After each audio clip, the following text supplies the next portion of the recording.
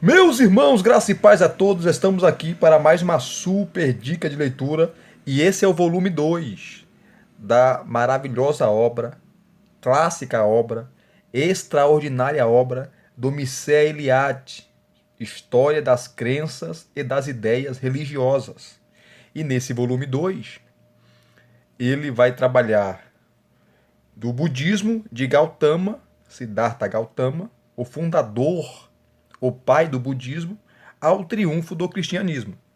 Eu já mostrei para vocês o primeiro volume, que ele fala que vai da Idade da Pedra, o início, até os mistérios de Eleusis, que Eleusis era uma cidade próxima a Atenas, aonde ali se praticava e se tinha um culto de duas deusas, a deusa Deméter e a deusa Perséfone. Então, eu mostrei para vocês ali o sumário. Enfim, assista o primeiro volume, o vídeo do primeiro volume, tá? Tenho certeza que você vai gostar, principalmente se você ama história, como eu, e gosta de estudar as religiões, assim como eu. Essa obra é primordial para você. Não só essa obra aqui, mas outras obras dele também, do Mircea Eliade, e outras obras também, ou várias obras do Joseph Campbell. Joseph Campbell, grande estudioso, para mim, os dois maiores historiadores do século XX, Mircea Eliade e Joseph Campbell. E o Mircea Eliade, ele falava 8 idiomas. Tanto falava como escrevia. Ele falava fluentemente esses 8 idiomas e escrevia também nesses idiomas. Ele era romeno. Ele era romeno e falava espanhol, falava inglês, falava alemão. O camarada era gênio, né? E mais uma vez aqui, mostrando, né, o currículo dele. Ele nasceu na Romênia em 1907 e faleceu em 1986 com 79 anos. Tá? Deu aula no colégio francês, aqui está o nome do colégio francês. Tá? Em 57 ele foi convidado a lecionar no Departamento de História das Religiões na Universidade de Chicago, onde ele permaneceu até a sua morte. E publicou vasta obra como filósofo, poeta, romancista e, sobretudo, historiador das religiões. Com destaque para, aí tem as obras que são famosas, porque venderam muito: O Sagrado e o Profano, Mitos, Sonhos e Mistérios, O Mito do Eterno Retorno, e Ferreiros e Alquimistas. Todas essas obras publicadas pela editora Zahar. Pela editora Zahar. Editora Zahar. Essa obra aqui, ela está atualizada e revisada, tá? E esse volume 2 aqui é a 7ª repreensão já. Essa obra vende muito, muito. Mircea Eliade, ele não era religioso, tá? Isso deixa também a obra maravilhosa, porque ele não é tendencioso. Ele fala aquilo que aconteceu. Ele é historiador, não é religioso. Então ele não puxa sardinha para nenhuma religião, tá? Ele narra a história, os fatos históricos bem documentados, tá? Cita a obra, cita os livros aqui. O camarada era uma enciclopédia, tá? Você tem, ó.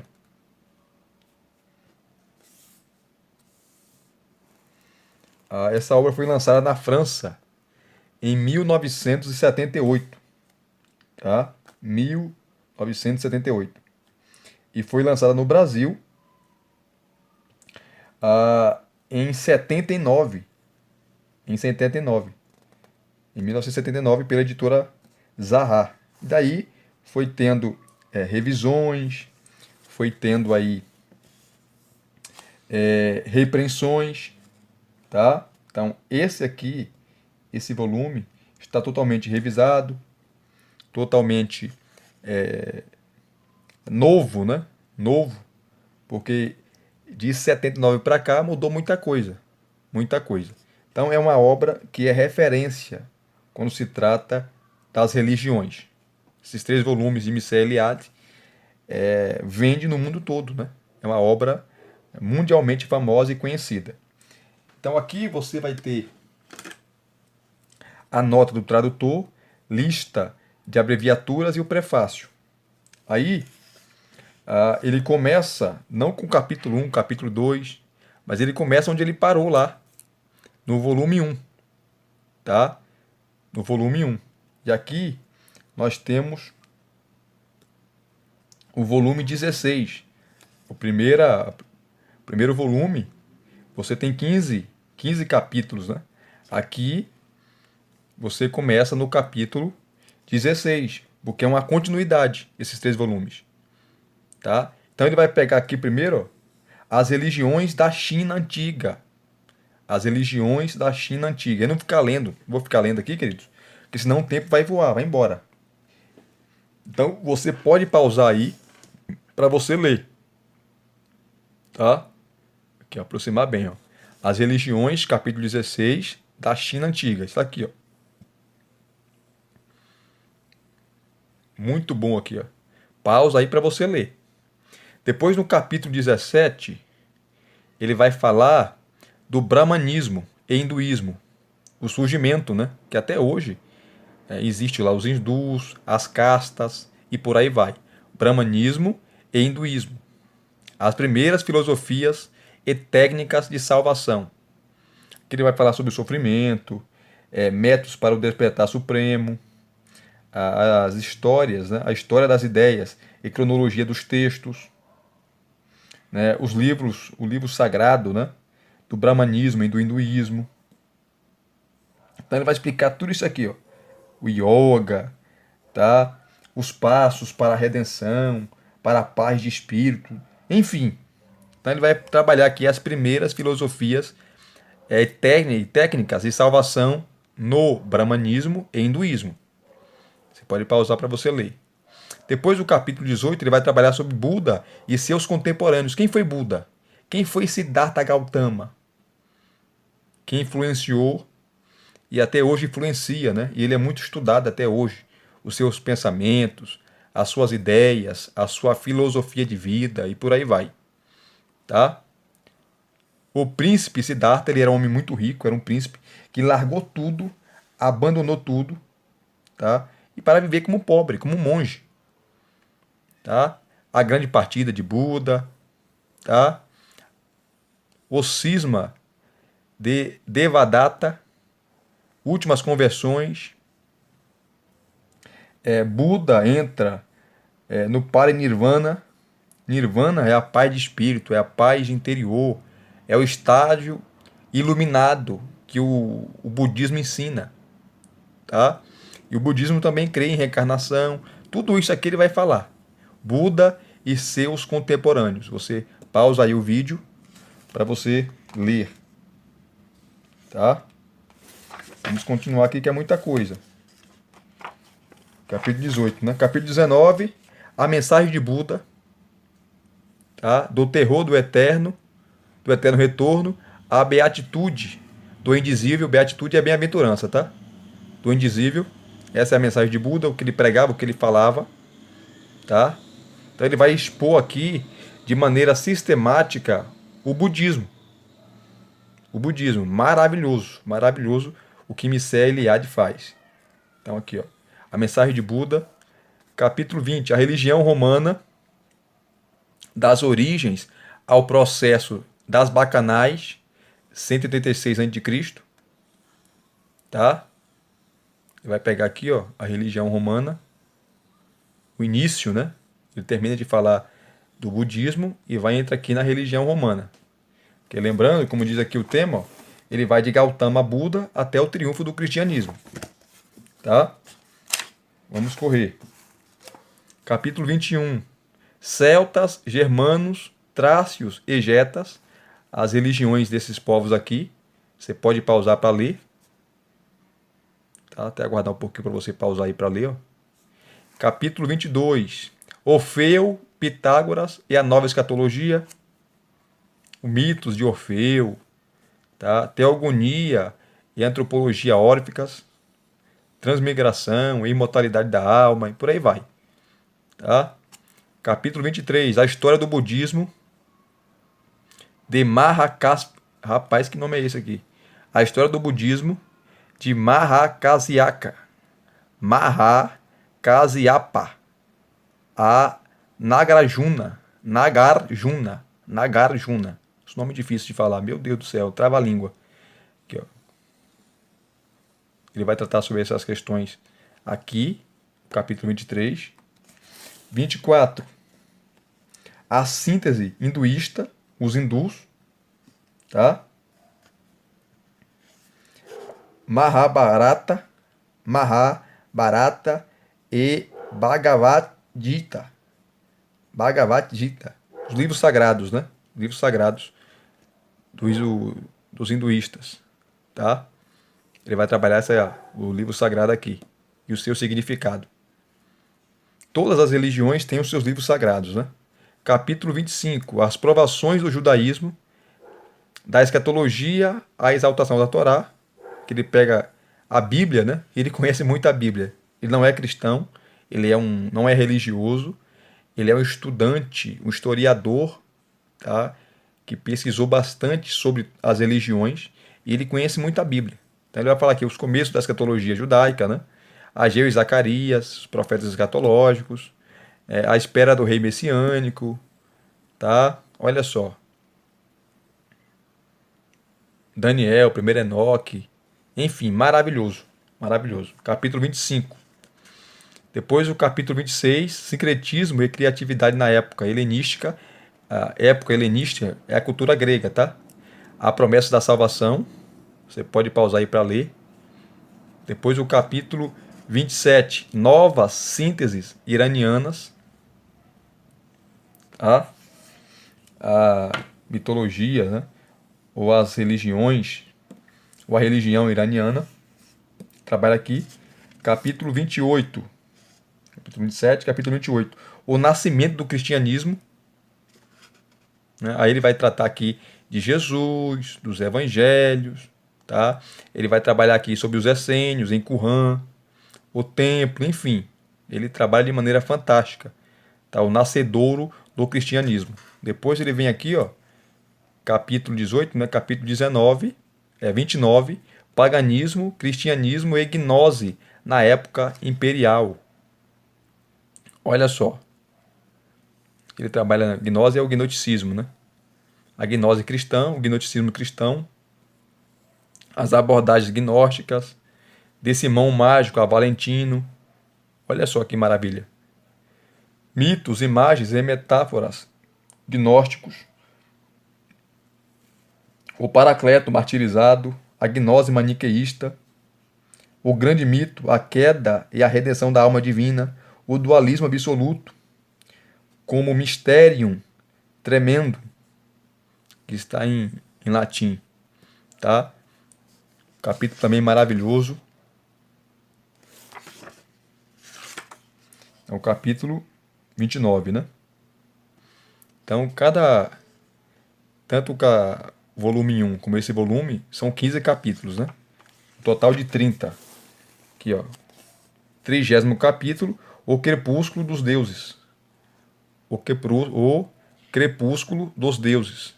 Tá? Heresias e ortodoxia, a cruz e a árvore da vida, rumo ao cristianismo cósmico, o desenvolvimento da teologia, entre sol invictus e o hoc signo vinces. Com esse signo vencerás. Aqui ele vai falar sobre Constantino. O ônibus que para em Eleusis.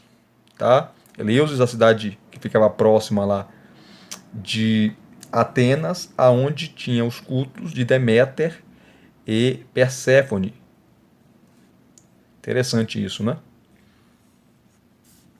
Ele trabalha aqui. Estado das questões, bibliografia crítica e o índice remissivo. O índice remissivo, vamos pegar aqui, ó, a página 457. O total aqui no volume 2 de páginas, tirando aqui as páginas em branco, nós temos, ó, 465 páginas. 465 páginas. Bastante coisa, né? Aqui é o 457. É o índice remissivo. Aqui, ó. está em ordem alfabética. Então você aqui escolhe o assunto que você quer, a letra, né? E do lado você vai ter as páginas falando do assunto que você quer, que você está procurando, tá? Deixa eu pegar aqui, ó.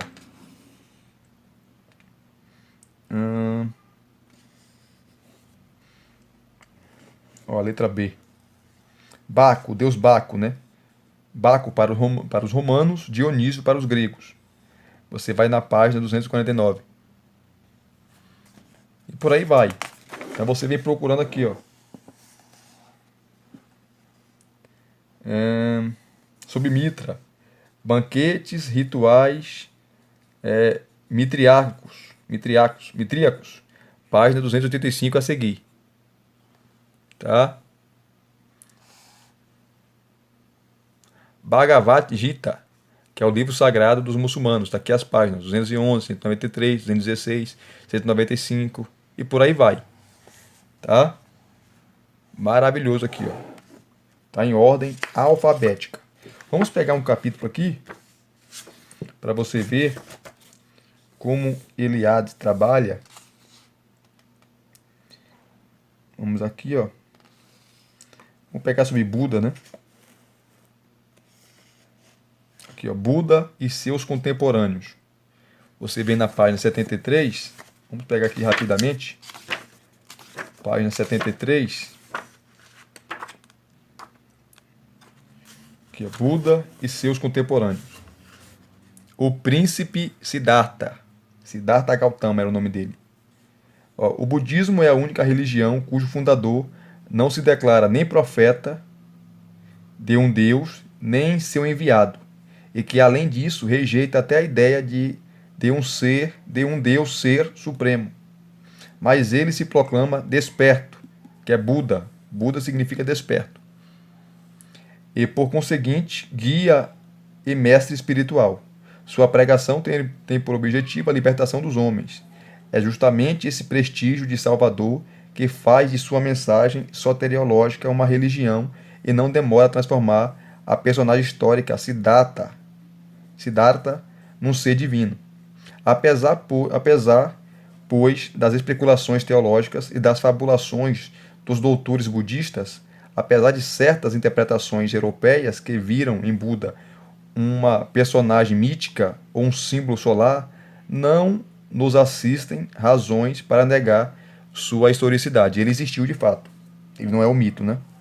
A maioria dos pesquisadores concordam em admitir que o futuro Buda nasceu, ao que tudo indica, em abril ou maio de 558 a.C., ou, segundo outra tradição, 567 a.C., na cidade de Kapilavastu, filho de um régulo Suddhodana e de sua primeira esposa, Maya. Casou-se aos 16 anos, deixou o palácio aos 29 anos, teve o supremo e completo despertar em abril ou maio de 523 ou 532 a.C., e depois de haver pregado pelo resto da vida, faleceu em novembro de 478 ou 487, aos 80 anos. Contudo, essas poucas datas e outros acontecimentos que vamos relatar adiante, de forma alguma, esgotam a biografia de Buda, tal como a compreendiam seus fiéis, porque depois de sua verdadeira identidade, a do desperto, né, que é o Buda, ter sido proclamada publicamente e aceita por seus discípulos, sua vida transfigurou-se e recebeu as dimensões mitológicas próprias dos grandes salvadores. Então, Buda tem várias roupagens, né? Esse processo de mitificação ampliou-se com o tempo, mas já vinha se desenvolvendo durante a vida do mestre. Ora, é importante levar em conta essa biografia fabulosa, pois foi ela a criadora tanto na teologia e mitologia budistas, quanto na literatura devocional e nas artes plásticas. Tá? Dessa maneira, disse que o futuro Buda, o Bodhisattva, o ser com despertar, escolheu seus próprios pais quando era um deus no céu dos Tusita. A concepção teria sido imaculada com o Bodhisattva penetrando no flanco direito de sua mãe sob a forma de um elefante ou de uma criança de 6 meses. As versões antigas referem-se apenas ao sonho da mãe, um elefante entrando em seu corpo. A gestação é igualmente imaculada, pois o Bodhisattva encontra-se num relicário de pedra preciosa e não no útero. Seu nascimento dá-se num jardim, a mãe agarra-se a uma árvore e a criança sai por seu flanco direito. Isso aqui é lendário, né? Falando sobre o seu nascimento de Buda. Tá? Ó, logo depois de nascer, o Bodhisattva dá 7 passos em direção ao norte e lança o rugido do leão, exclamando: Sou o mais excelso do mundo, sou o melhor do mundo, sou o primogênito do mundo. Este é o meu último nascimento. De agora em diante não haverá para mim nova existência. Falando da reencarnação, né? O mito da natividade, do nascimento, proclama, portanto, que desde seu nascimento o futuro Buda transcende o cosmos, atinge o cimo do mundo e elimina o espaço e o tempo. Tá? Ele é efetivamente o primeiro e o mais velho no mundo. Aí ele vai falando sobre Buda aqui. Ó. Depois de falar aqui um pouco da biografia dele, né, das mitologias que cercam o seu nascimento, ele começa a falar da grande partida, como se deu, tá, a sua transformação. Ele saiu do palácio, foi viver como pobre, como monge, um peregrino, em busca de sabedoria, entender o sofrimento humano e por aí vai. Ele fala aqui, ó, a grande partida.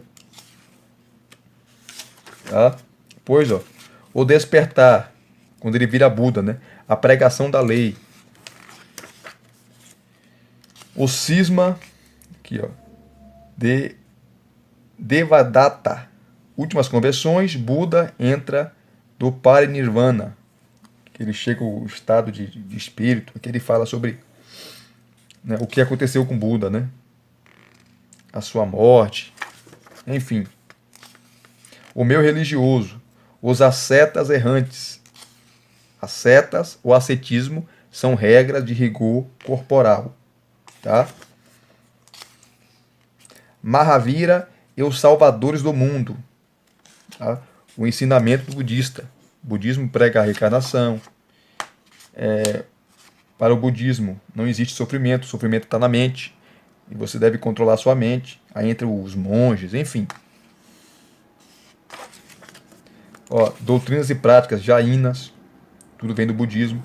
Então o budismo e os seus desenvolvimentos, tá? As suas raízes, as ramificações, aqui, ó. Vou escorrer. Tá? A mensagem de Buda do terror do eterno, retorno, a beatitude, que é a bem-aventurança do indizível. Então ele vai trabalhando toda a teologia do budismo, né? A teologia do budismo. Deixa eu pegar aqui rapidamente. Falei do budismo, né? Vamos pegar aqui sobre a religião romana.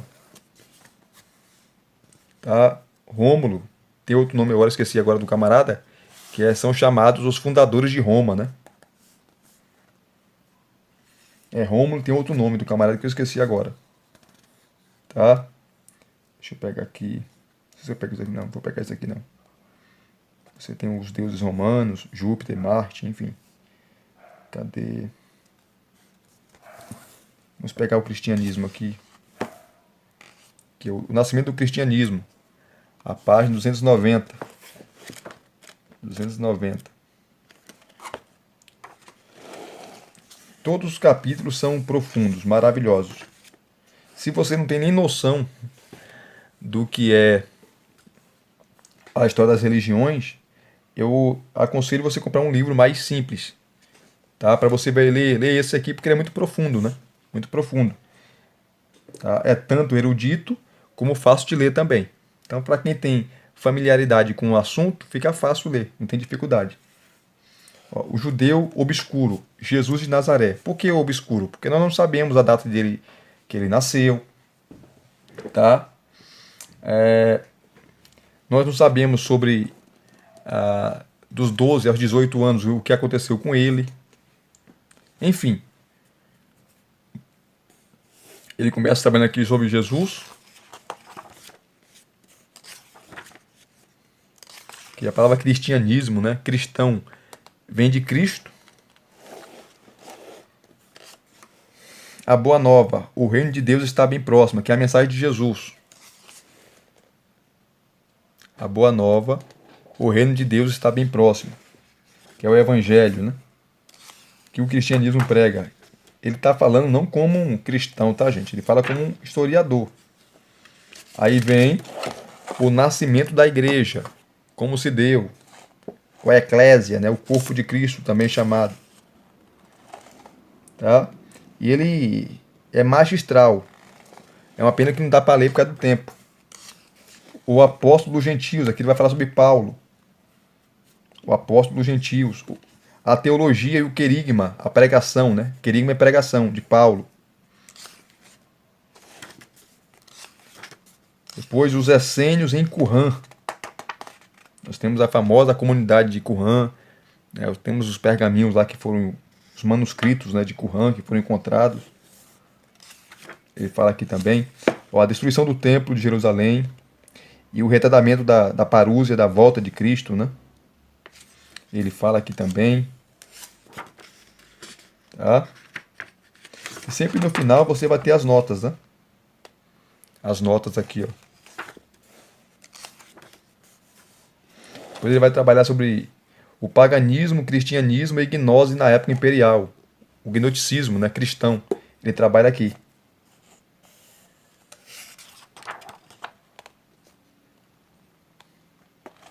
Ele trabalha as fontes históricas, documentos, cita obras. É uma obra de referência mesmo. Não é à toa que ele era muito respeitado até pelos cristãos, né? Mircea Eliade. Não era cristão, não era religioso, mas era muito respeitado. Muito respeitado. Ó, as tribulações de uma religião ilícita. De uma religião ilícita. Que ele fala começa falando da morte de Júlio César. Tá, traz todo o contexto histórico.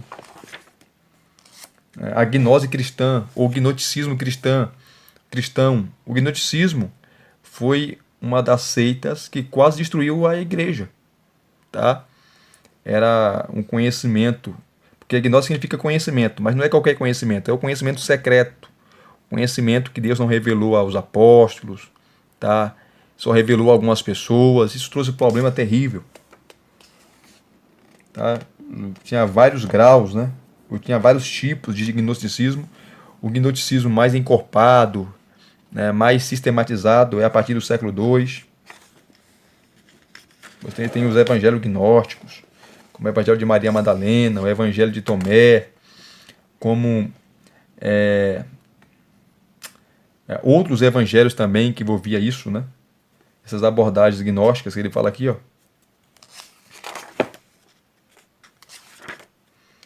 De Simão o Mágico a Valentino, que ele cita Atos dos Apóstolos, né? Lá em Atos capítulo 8, com Filipe, aquele Simão Mágico, que se converteu, entre aspas, né, com a pregação do Evangelho. Ó, mitos, imagens e metáforas gnósticos. O Paracleto martirizado.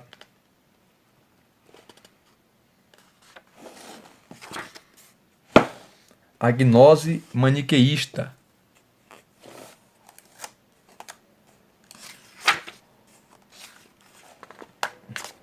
O grande mito, a queda e a redenção da alma, segundo o cristianismo, né? Ele continua, ele termina. Você tem as notas, tá? Aqui vem o último capítulo, que é o crepúsculo dos deuses, né? Ele começa falando sobre heresia e ortodoxia.